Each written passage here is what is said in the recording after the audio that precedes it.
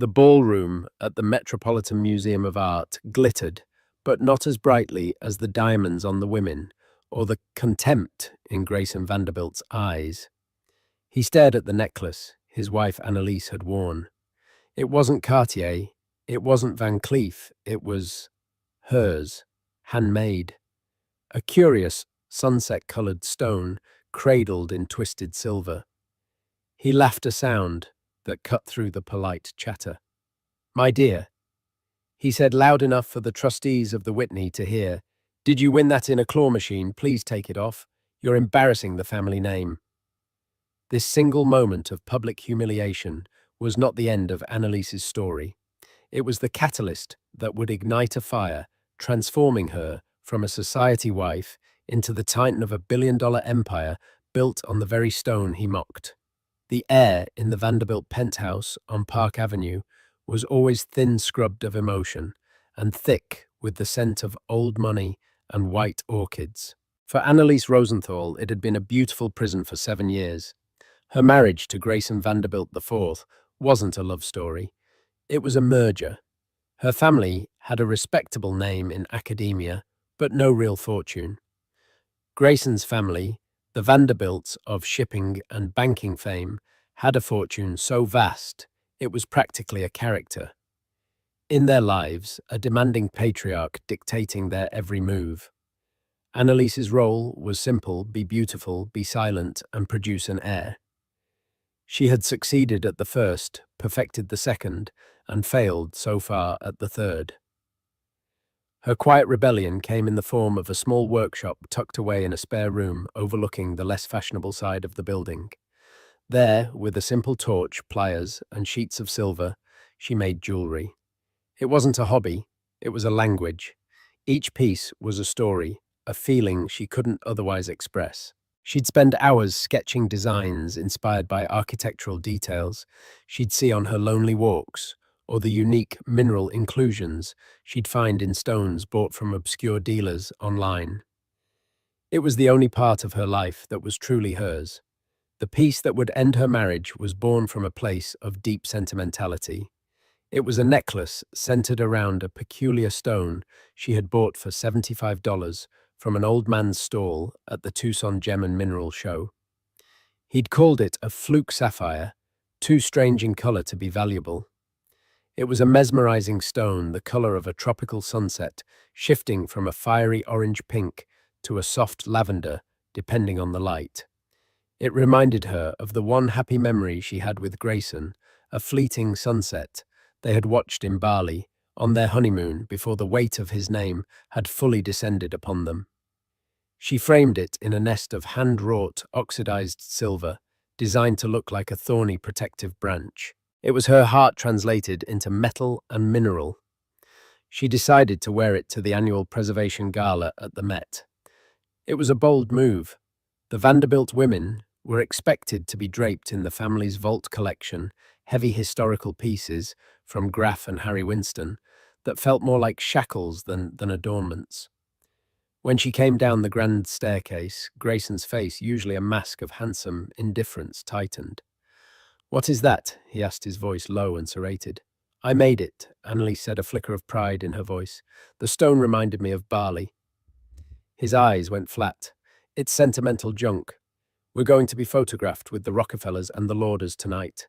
You will not wear that thing. Go upstairs and put on the Bulgari sapphires."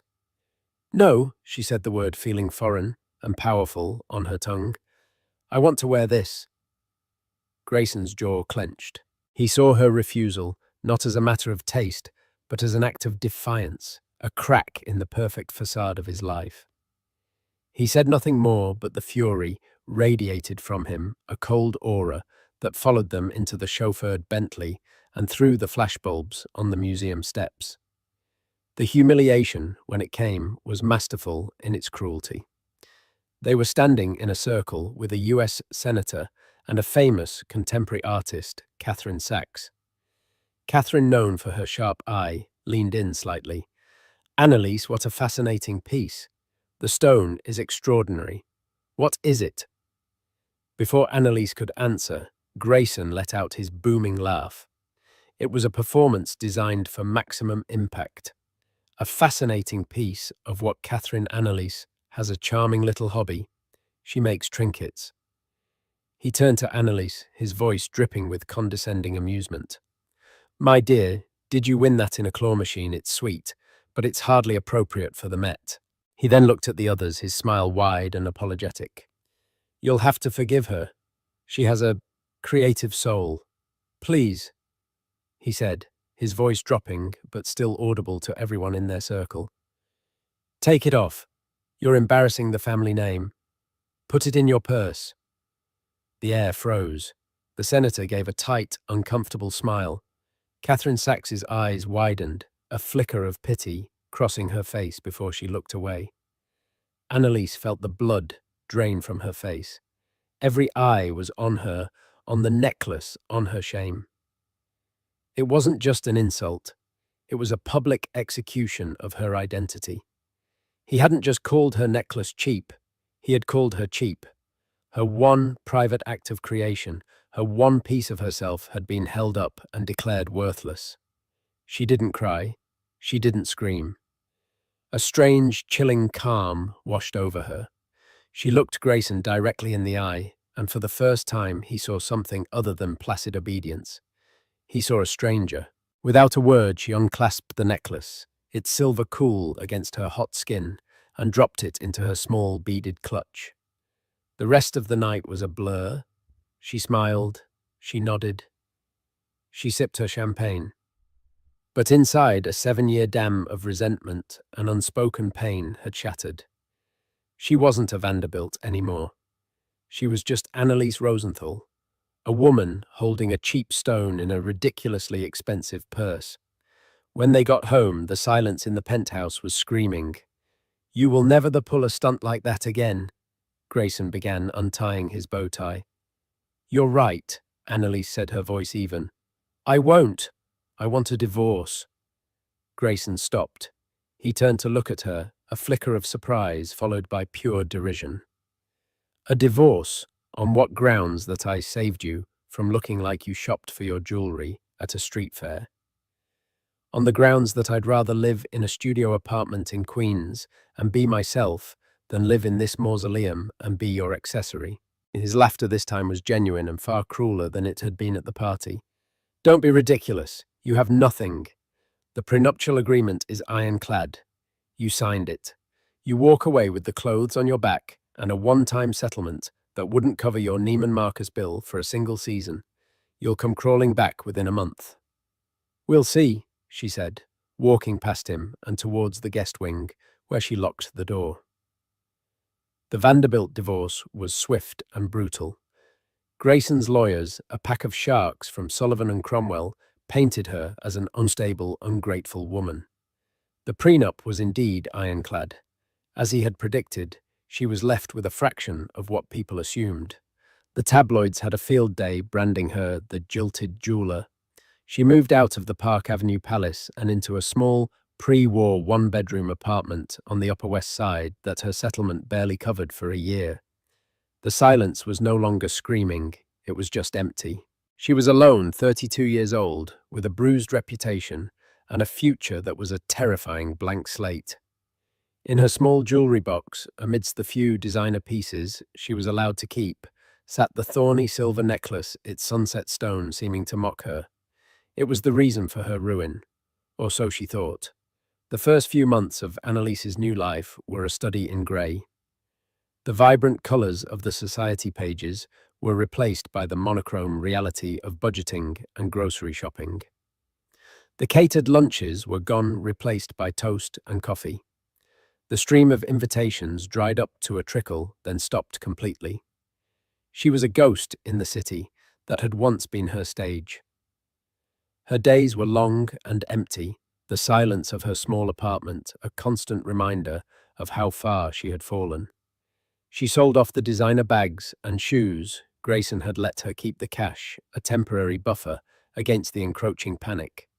Her gaze kept returning to the necklace. It sat on her dresser, a beautiful, painful artifact of her public execution. She hated it. She hated what it represented, her naivety, her husband's cruelty, her fall from grace. One rainy Tuesday, with her bank account dipping to a new terrifying low, she made a decision. She would sell it.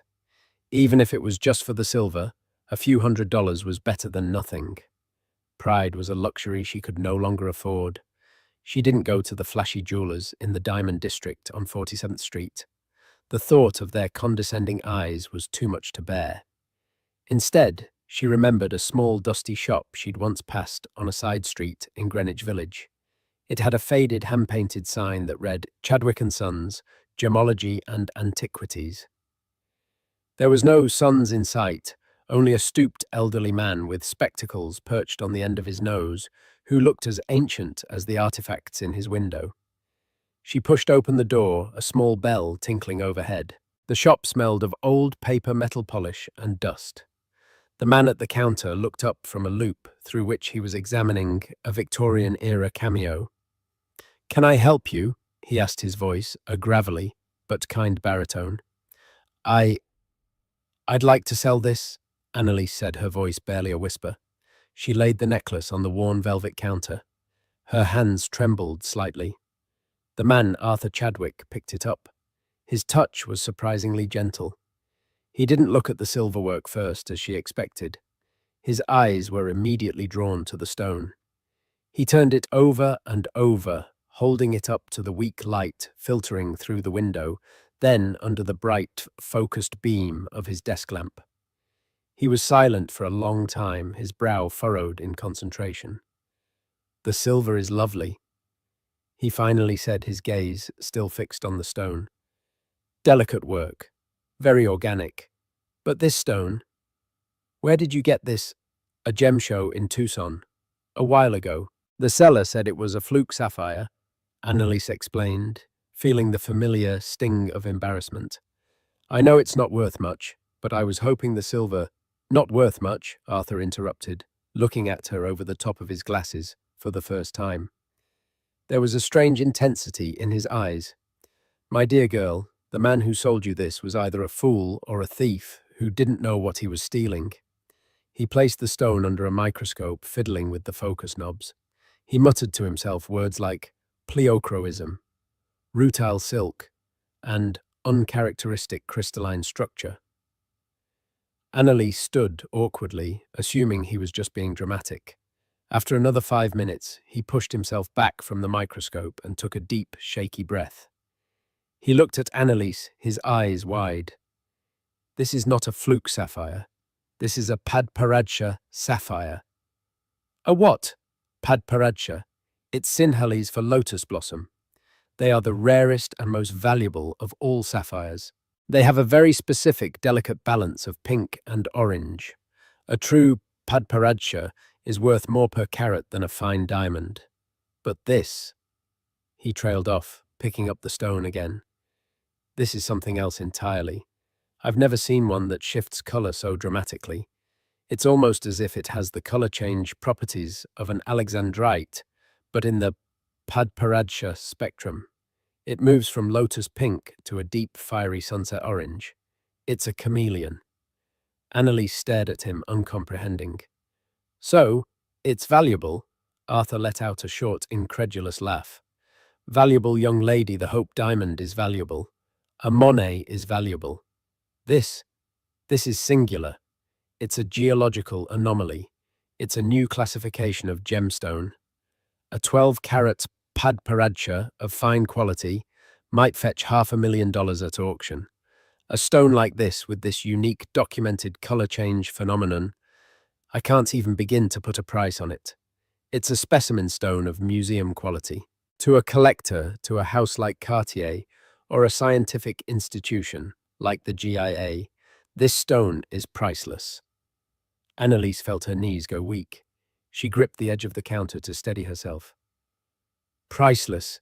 The man sold it to me for $75. "Then today is your lucky day," Arthur said, his expression turning serious.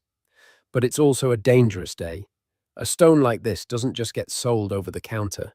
It needs to be certified, documented, and handled with extreme care. There are people who would kill for a stone like this." The irony was so thick, she could have choked on it.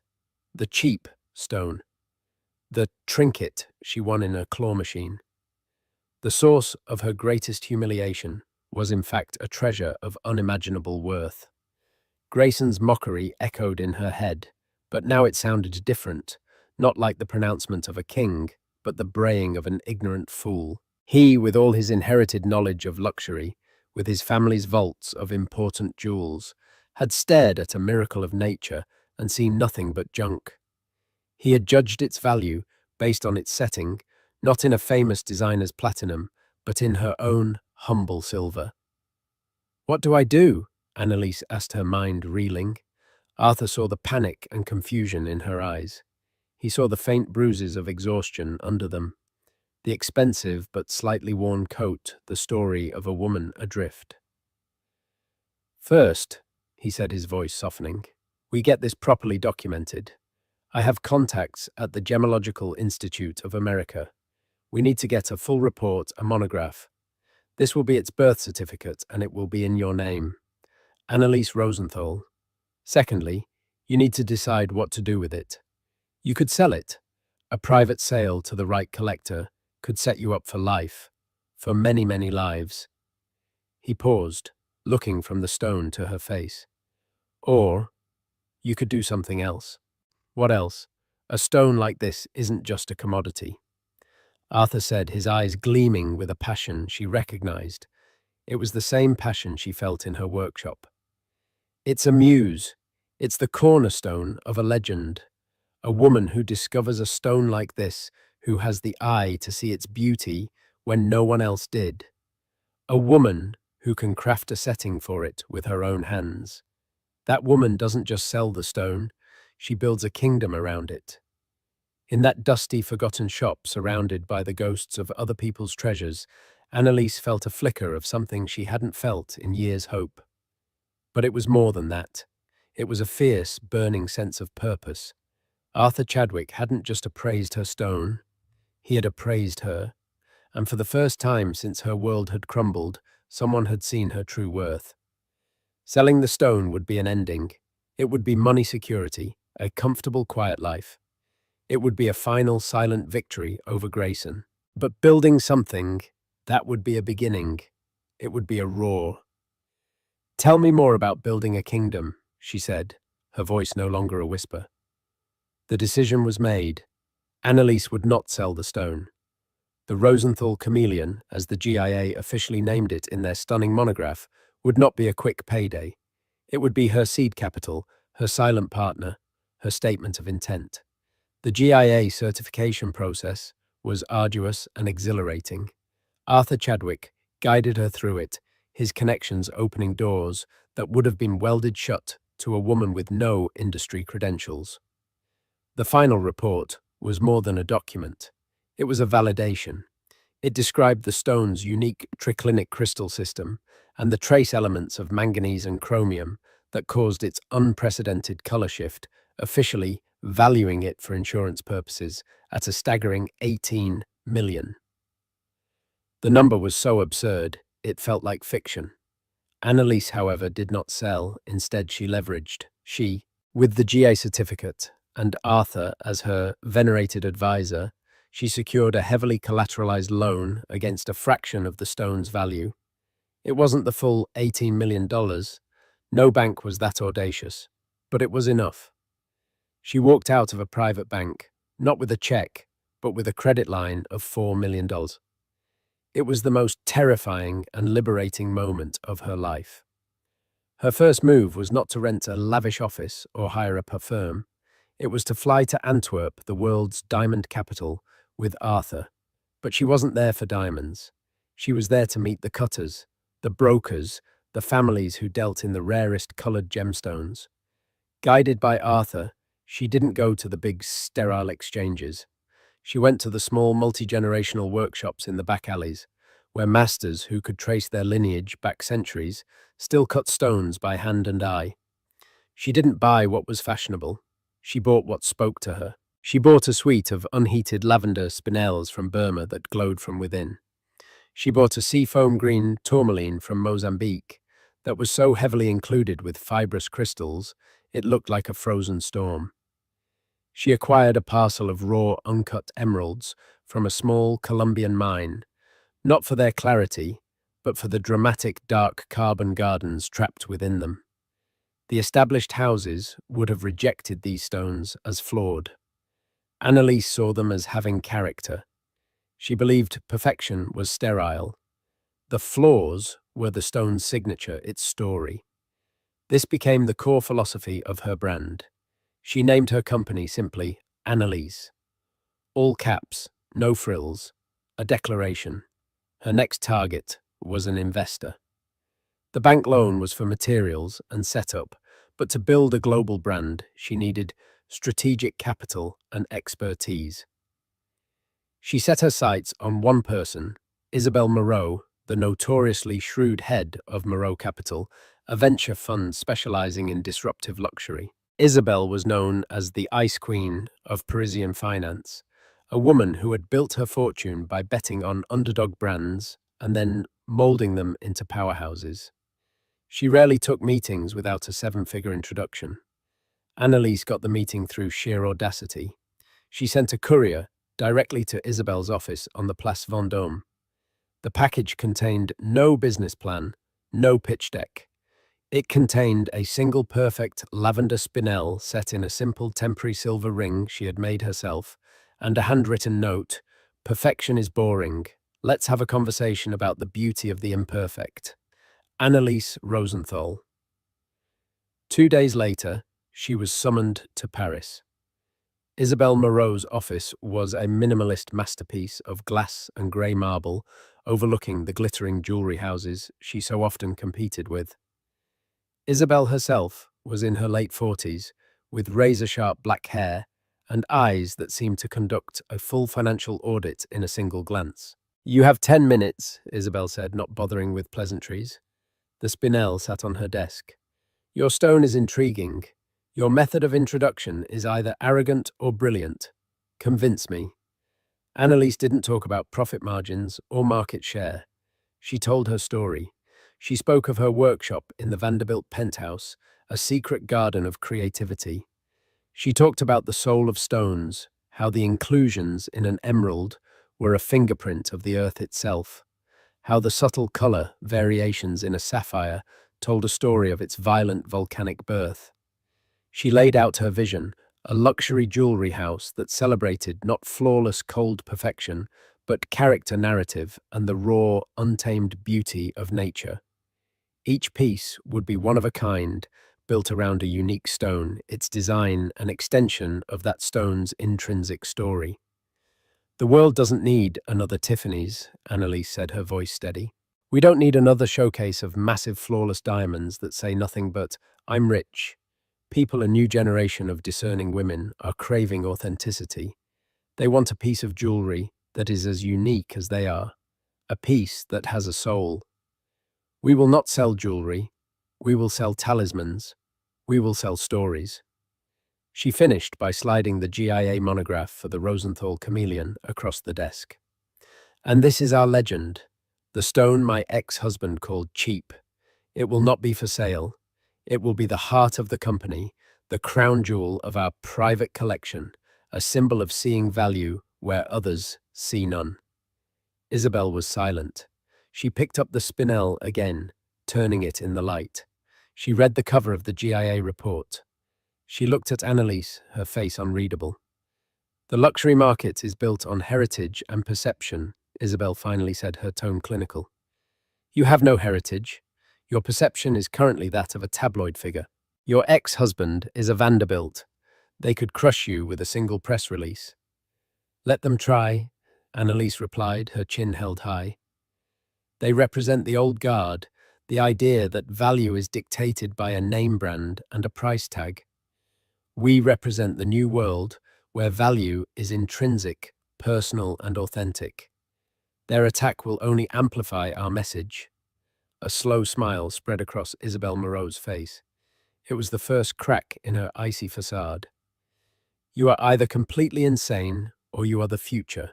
I find both possibilities profitable." She stood and extended a hand. "Welcome to the Place Vendôme, Ms. Rosenthal. Let's go build your empire. The next year was a whirlwind. With Isabelle's backing, Annelise established her atelier not in a flashy storefront, but in a private appointment-only salon in a historic Soho loft. She hired a small team of master jewelers, artisans, who felt stifled by the rigid designs of the major houses and yearned for creative freedom. She was a demanding creative director, obsessing over every detail from the exact alloy of 22-carat gold they used warmer and richer than the standard 18K to the hand-stitched silk pouches each piece was delivered in. The first collection, Origin, was unveiled not at a splashy party, but through a quiet exclusive, showing for a handful of influential editors, stylists, and private clients. There were only 30 pieces. One was a ring featuring the storm-tossed Mozambique tourmaline, set in blackened gold, that climbed the stone like lightning. Another was a pendant with a Colombian emerald, its internal garden enhanced by a halo of tiny raw diamond crystals looking like captured dewdrops. The response was electric. The pieces were unlike anything else on the market. They were bold, emotional, and unapologetically unique. An editor from Vogue Paris called them living sculptures. A powerful high-tech billionaire known for her iconoclastic style bought 3 pieces on the spot. Annelise was born. It was a quiet birth, but the shockwaves were beginning to spread. Up on Park Avenue, in a penthouse filled with perfect orchids and passionless jewels, the news was received first with derision, then with a flicker of annoyance. Grayson Vanderbilt read a small feature on the brand in a trade magazine and scoffed. His little ex-wife was still playing with her trinkets. He had no idea that the cornerstone of her new empire was the very stone he had tried to shame her with, and that the kingdom she was building was designed to cast a very, very long shadow. The growth of Annelise was not explosive. It was a slow, inexorable burn that grew hotter with each passing season.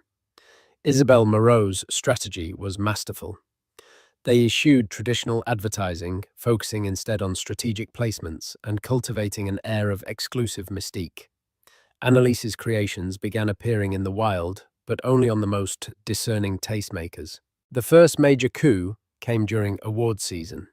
A-list actress Scarlett Johansson, known for her sophisticated and slightly edgy style, eschewed the usual offerings from the heritage brands. On the Oscars' red carpet, she wore a single, breathtaking piece from Annelise, a cuff earring that climbed the length of her ear, crafted from warm yellow gold and featuring a cascade of honey-colored sphene, a gemstone known for its fiery dispersion, which Annelise had sourced from a small mine in Madagascar. It was a statement. The piece was discussed on every fashion recap, praised for its originality and artistry. When reporters asked who the designer was, Johansson smiled and said, "It's an Annelise. You wouldn't know her, yet." That single quote was worth more than a $10 million ad campaign. Suddenly, "It's an Annelise" became a whisper, a piece of insider jargon among the ultra-wealthy and the fashion-forward. The brand was no longer just a curiosity, it was a phenomenon. Forbes ran a feature titled, "The Alchemist of Soho, How Annelise Rosenthal is Turning Flawed Gems into High-Fashion Gold." The article touched upon her divorce, framing the cheap jewelry story, not as a humiliation, but as the brand's heroic origin myth. In the Vanderbilt sphere, the news was now impossible to ignore. Grayson first saw the Forbes article on his tablet while breakfasting on the terrace of his penthouse. His new partner, a woman named Cassandra Davenport, whose family fortune was in pharmaceuticals, slid the tablet back across the marble table. "Isn't that your starter wife?" Cassandra drawled, her voice smooth and polished. "How quaint, the alchemist of So. A bit dramatic for someone selling glorified arts and crafts. Don't you think?" Grayson forced a chuckle, but a knot of irritation tightened in his stomach. He remembered the necklace from the Met. He remembered its strange sunset-colored stone. He scanned the article, his eyes catching the valuation of her company, a speculative but nonetheless jarring number. It's a fad. The fashion world loves a sob story. It will burn out in 6 months. But it didn't burn out. The waiting list for a bespoke Annelise piece grew to over a year. Annelise opened a second private salon in a secluded courtyard off the Rue Saint-Honoré in Paris, and a third in a discreet penthouse suite in Hong Kong. She was selective about her clients, cultivating a base of women who were leaders in their fields, artists, scientists, CEOs, and philanthropists. She wasn't just selling them jewelry, she was anointing them into a tribe. To own an Annelise piece was to signal that you had taste, individuality, and substance. It was a rejection of the kind of cookie-cutter luxury that the name Vanderbilt represented. The real shift in Grayson's perception came during Art Basel in Miami. He and Cassandra were attending the exclusive VIP preview, a sea of collectors and billionaires. Across the room, he saw an old business associate, a formidable German industrialist named Friedrich Hoffmann, talking to a woman. The woman was Annelise. She was not the timid, deferential creature he had known.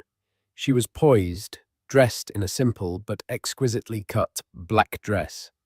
Her only adornment, a pair of earrings made from raw geometric pyrite crystals set in gold. She was laughing, holding Hoffmann's attention completely. Then Grayson saw it.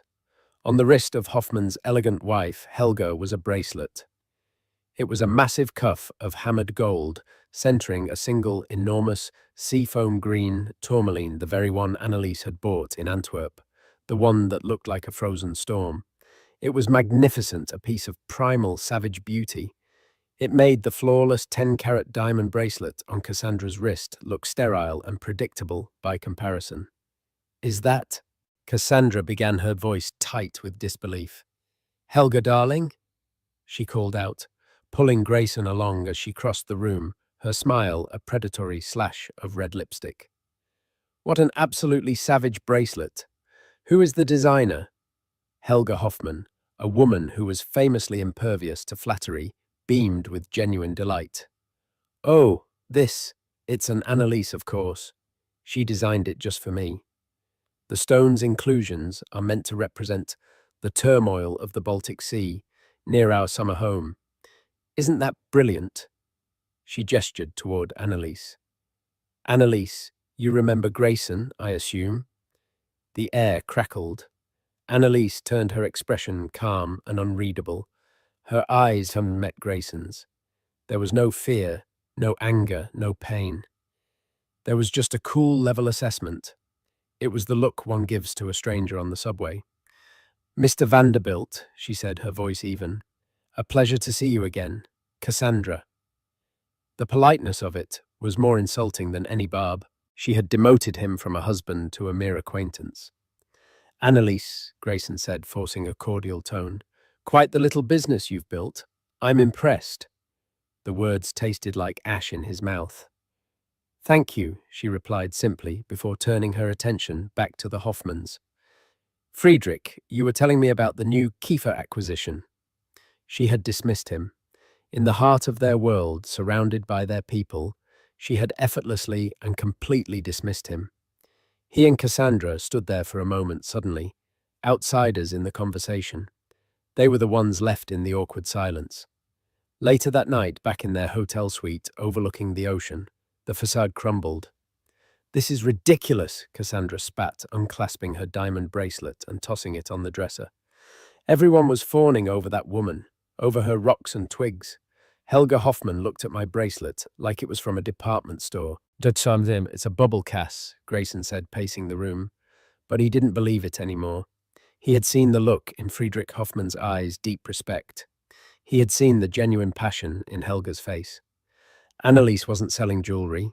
She was selling a new form of status, one that his money, his name couldn't easily buy. Worse, she was rewriting their history. In her narrative, he was the villain, the blind fool who cast out the princess and her magic stone. He was a footnote in her heroic rise. The thought was intolerable. The name Vanderbilt was supposed to crush others, not be a stepping stone for them. Her success is an insult to us, Cassandra continued, her voice rising. To your family.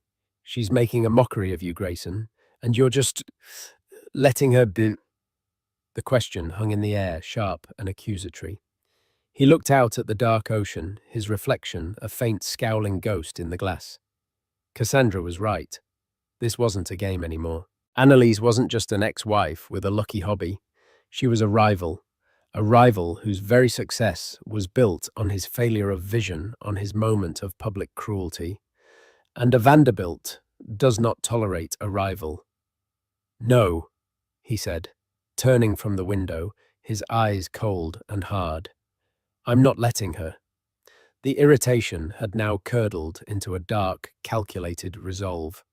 It was time to remind Annelise Rosenthal what real power looked like. It was time to put the alchemist of Soho out of business. The first attack was subtle, a whisper campaign launched into the echo chamber of New York's high society. It began with Cassandra Davenport at a ladies' luncheon for the New York City Ballet. I do worry about Annelise, she'd say to a table of influential women, her brow furrowed with faux concern. She's working with such included stones. A friend in the industry told me she's essentially buying up other brands' rejects and marketing them as unique. And it's clever, I suppose, but is it honest? The poison spread. Rumors began to circulate. Annelise uses inferior quality gems. The artisanal look is just a cover for poor craftsmanship. She's a one-trick pony whose fad is about to fade. These whispers were designed to erode the most valuable asset a luxury brand has, its integrity. Annelise and Isabelle Moreau saw the dip in sentiment almost immediately. A handful of tentative inquiries were quietly withdrawn. A fashion blogger with close ties to Cassandra's social circle wrote a snide post questioning the true value of Annelise pieces. This is Grayson, Annelise said, sitting across from Isabelle in the Soho atelier. The city bustled below, but a chill had entered their sanctuary. This has his fingerprints all over it. He can't attack the success, so he's attacking the foundation. It's amateurish, Isabelle replied, her fingers steepled, but effective in a small pond. We are not in a small pond. We ignore it. We rise above. Our work is our rebuttal. But Grayson was just warming up. When the whispers didn't work fast enough, he escalated. The second attack was a direct legal assault. Vanderbilt family lawyers sent a cease and desist letter to the Annelise headquarters. The claim was audacious trademark infringement. Grayson's legal team argued that Annelise's use of her own name, Annelise Rosenthal, was a deliberate attempt to trade on the goodwill and public recognition she had gained while married to a Vanderbilt. They demanded she rebrand her company. It was a ludicrous claim designed not to win in court, but to bleed her dry. A prolonged legal battle against a firm like Sullivan and Cromwell could bankrupt a young company, consuming time, resources, and morale. He's trying to bury us in paperwork, Isabelle fumed after a conference call with their own lawyers. He knows he'll lose, but he'll make the process so painful that we'll be forced to settle or fold. Annelise, however, felt a strange surge of adrenaline. This was not a subtle whisper. This was an open declaration of war. Fine, she said, her voice steely. Let's fight. But we don't just fight in the courtroom. We fight in the press. Isabelle's eyes lit up. A counter-offensive. They leaked the cease and desist letter to a sympathetic reporter at the New York Times. The resulting article was a bombshell. Vanderbilt heir attempts to strip ex-wife of her own name. The narrative was irresistible, the powerful old-money patriarch trying to bully his self-made ex-wife. The story painted Grayson as petty and vindictive, and Annelise as a David fighting a corporate Goliath. Public opinion, especially among the professional women who formed her client base, swung decisively in her favor. Sales surged. The lawsuit became a marketing gift. Grayson was enraged. His attempt to exert power had backfired spectacularly. spectacularly, making him look both weak and cruel. He was chastised by his own father, Grayson Vanderbilt III, a man who valued discretion above all else. "You made a public circus, son," the old man had rasped over the phone. "You took a private matter and aired it on the front page. Handle it. Quietly." Humiliated and furious, Grayson decided to hit Annelise where she was most vulnerable, her supply chain. This was his world, the world of backroom deals, leverage, and corporate hardball. Through his family's network, he learned the names of the small independent mines and cutters Annelise cherished. The family that supplied her unheated lavender spinels from Burma. The Brazilian cooperative that sourced her unique storm-tossed tourmalines. He dispatched agents from the Vanderbilt global conglomerate. They didn't threaten. They made offers that were impossible to refuse. To the Burmese family, they offered to buy their entire output for the next 5 years at double the price Annelise was paying, with a guaranteed distribution deal through a Vanderbilt subsidiary. To the Brazilian co-op, they offered funding for new modern equipment that would quadruple their yield in exchange for an exclusive contract. One by one, Annelise's lifelines were severed. She would call her contacts the people with whom she had built personal relationships, only to be met with apologetic, pained refusals. "Annelise, I'm sorry. The offer was too good for my family to refuse. We had to think of our future. You understand?" This blow was far more painful than the lawsuit. It was personal. Grayson wasn't just disrupting her business. He was colonizing her world, poisoning the very wells from which she drew her inspiration. The final, most crushing blow came from Antwerp. A venerable stone-cutting family, the Da Silvas, who had been instrumental in faceting her most unusual gems, sent her a formal letter terminating their relationship. They had signed an exclusive agreement with a newly formed luxury division of Vanderbilt Holdings. Annelise sat in her workshop, the letter in her hand, surrounded by sketches for a collection she could no longer produce. Her wellspring had run dry. The unique stones that were the soul of her brand were now being funneled directly into her enemy's hands. "He's not just trying to stop me," she said to Arthur Chadwick, who had come to sit with her amidst the crisis. "He's trying to become me." Arthur examined the letter. His old eyes, usually so kind, were now hard as flint. "He's a Vanderbilt. They don't create, they acquire. They see something of value, and they take it. But he's made a mistake. He thinks he's acquired your secret. He's bought your sources, your cutters. But he hasn't acquired your eye or your soul." So that evening, the industry trade publications announced the launch of a new high-end jewelry brand, Aeterna, backed by Vanderbilt Holdings. Its creative director was Cassandra Davenport. Their debut collection, they announced, would feature a curated selection of the world's most unique and character-rich gemstones, a phrase lifted almost directly from Annelise's own press materials. Grayson had stolen her suppliers, her artisans, and her language. He was building a mimic, a hollow replica of her brand, but with the full weight of the Vanderbilt empire behind it. For the first time since leaving Park Avenue, Annelise felt a genuine stab of fear. She had built a beautiful, authentic kingdom. But a kingdom, no matter how beautiful, can still be starved into submission. The siege had begun.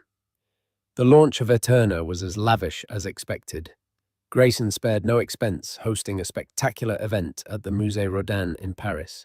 Cassandra Davenport, draped in a massive seafoam green tourmaline necklace, cut from the same rough that Annelise had coveted, played the part of visionary creative director. The jewelry was technically proficient, the stones were magnificent, but to a discerning eye, something was missing.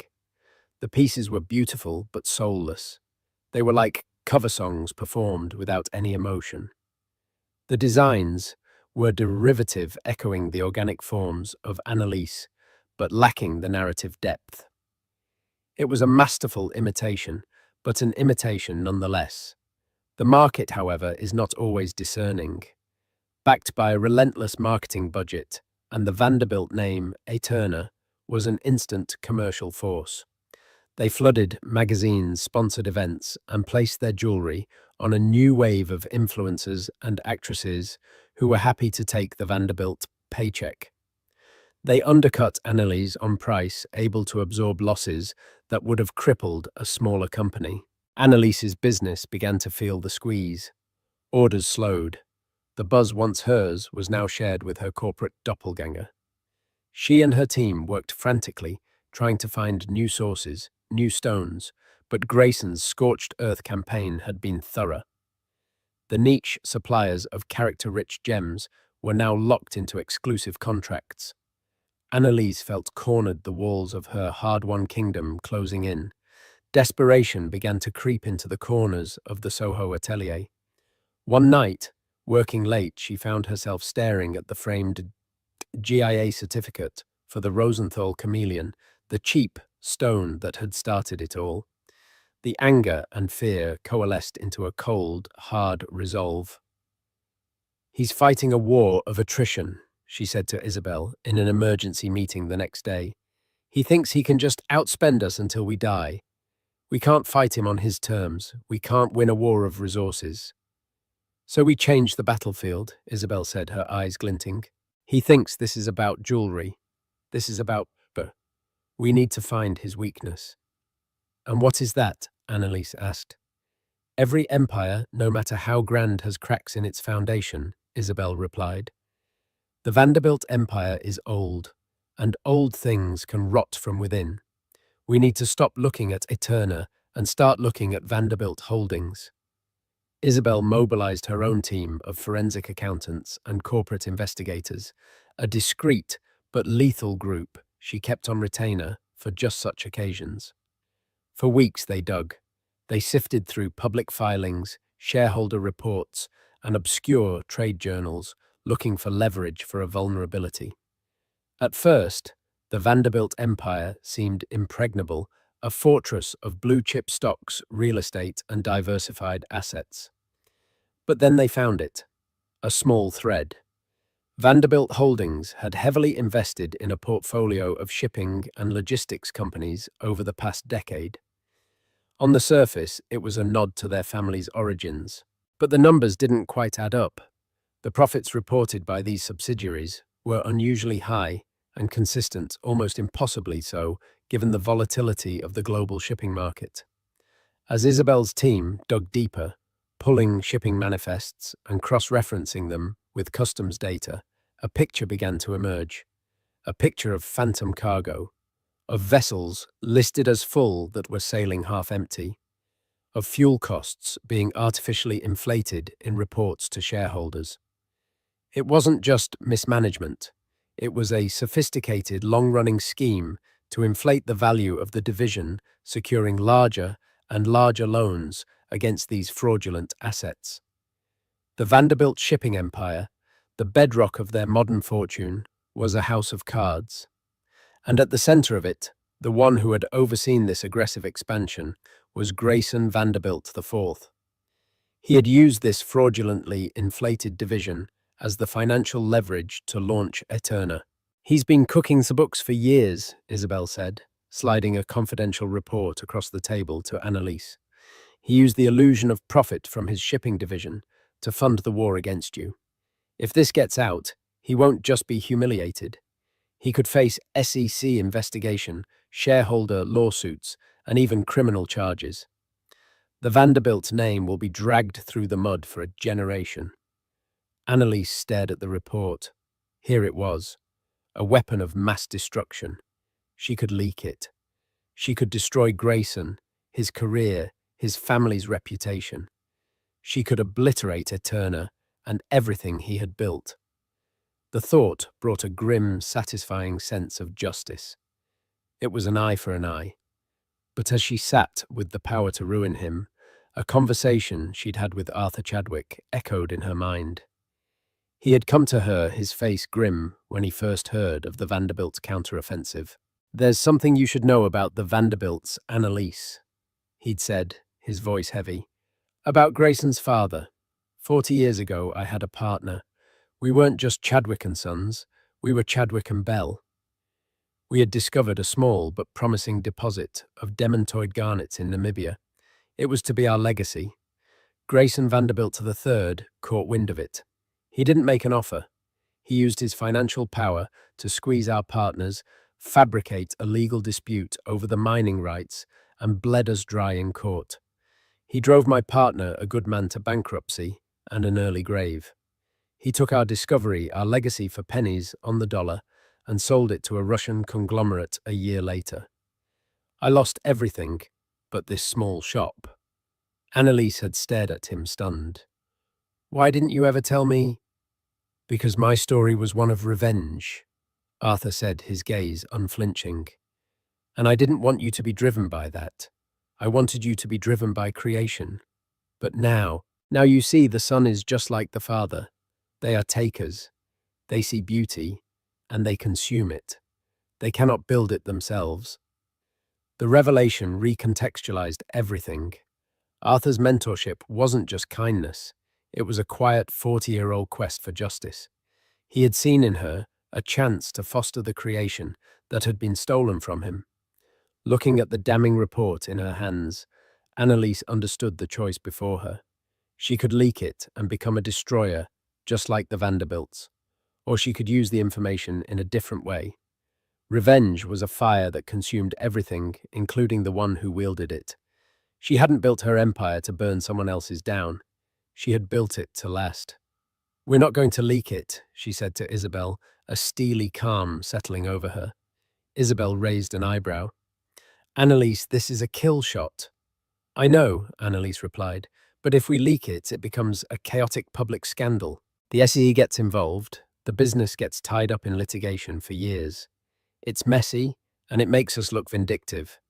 There's a cleaner way, a more elegant way. He used financial power to try and crush me. I'm going to use financial precision to cripple him. She picked up her phone and dialed her corporate lawyer. I have a new acquisition target in mind, she said. It's a mid-sized logistics and customs brokerage firm based in Rotterdam.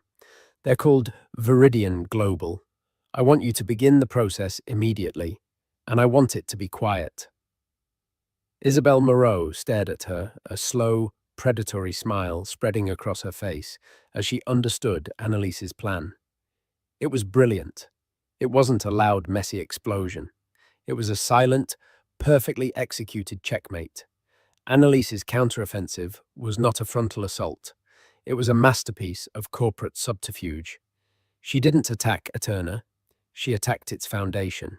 Working through a series of shell corporations set up by Isabelle Moreau, she quietly acquired Viridian Global, a critical logistics firm controlling much of the operations at the port of Rotterdam. The day the deal closed, Viridian's new management issued a simple directive. All cargo from all clients was now subject to mandatory physical inspection. The effect on the Vanderbilt shipping division was immediate and catastrophic. The first of Grayson's ships to arrive was impounded when its manifest claiming high-value electronics was found to be a cover for a half-empty vessel filled with scrap metal. Within a week, his European shipping operations were paralyzed, his phantom profits replaced by real-world fines. As his credit lines froze and his father's fury rained down on him, Grayson scrambled to find the invisible force strangling his business. The answer arrived in 2 emails. The first contained a meticulously detailed report on 7 years of his financial fraud. The second contained a time and an address. Tomorrow, 10 a.m., the Soho Atelier. When Grayson walked into the light-filled sanctuary of the Annelise headquarters, he was a defeated man. Annelise stood waiting for him, the picture of calm control. "What do you want?" he asked, his voice a hoarse whisper. "My terms are not negotiable," she stated, her voice even and cool. "First, Aeterna will be dissolved. You will transfer all its assets, including the inventory of stones you stole to me. You will pay all penalties. Second, Vanderbilt Holdings will make a substantial anonymous donation to a foundation I am establishing to support independent female designers. You will fund the very artists you sought to crush." She paused, letting the words land. "Finally, you will stay out of my world. If you ever interfere with my life or business again, this fraud report goes directly to the US attorney. Is that understood?" Defeated Grayson could only nod. He turned and walked out, a king dethroned in the quiet of his rival's palace. Months later at the Met Gala, where her humiliation had begun, Annelise stood as a co-chair of the event. She wore a simple gown, her only adornment, a new masterpiece of her own design, with the Rosenthal Chameleon floating at its center, its sunset fire captivating all who saw it. Across the room, she briefly saw Grayson, a solitary figure on the fringe of a world that was no longer his. Their eyes met for a second. There was no triumph in her gaze, only the quiet finality of a war won. She had built her empire not on revenge, but on a foundation of undeniable worth. Annelise's journey wasn't just about revenge. It was a powerful testament to resilience, vision, and the radical act of defining your own worth when the world tells you that you have none. She transformed a moment of profound public humiliation into the cornerstone of a legacy, proving that true value isn't dictated by brand names or price tags, but by passion, authenticity, and an unwavering belief in oneself. Her story reminds us that the things others dismiss as cheap or flawed can often hold the most incredible world-changing potential.